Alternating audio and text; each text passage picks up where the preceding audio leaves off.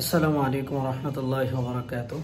আমাদের মা বোনরা সবসময় একটা প্রশ্ন করে থাকেন যে নামাজের যে সেজদা আছে ওই সেজদার মধ্যে বাংলায় দোয়া করতে পারবো কিনা, আমার নিজের জন্য চাইতে পারবো কিনা, আমার পরিবারের জন্য চাইতে পারবো কিনা।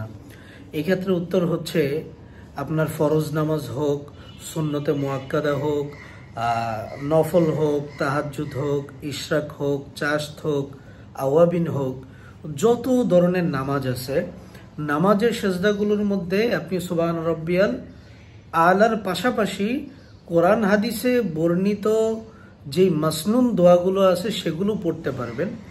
তাছাড়া যদি আপনি নিজের বানানো কোনো আরবি দোয়া অথবা নিজের ভাষায় কোনো দোয়া আপনি এগুলো যদি পড়েন, সেই ক্ষেত্রে কিন্তু আপনার নামাজ নষ্ট হয়ে যাবে সাথে সাথে।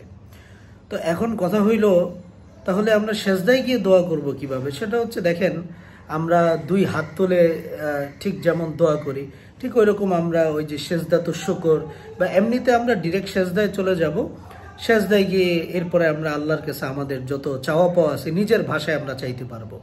তাহলে এই আমরা কি বুঝলাম? অর্থাৎ ফরজ, সুন্নত, নফল অর্থাৎ যত ধরনের নামাজ আছে, নামাজের সেজদার মধ্যে আপনাকে সুবহান রব্বিয়াল আলার বাহিরে শুধুমাত্র কোরআন হাদিসে বর্ণিত যে মাসনুন দোয়াগুলো আছে, দোয়া মাসুরাগুলো আছে, ওইগুলোই পড়তে পারবেন নিজের ভাষায়, অথবা নিজের বানানো কোনো আরবিতে দোয়া করতে পারবেন না।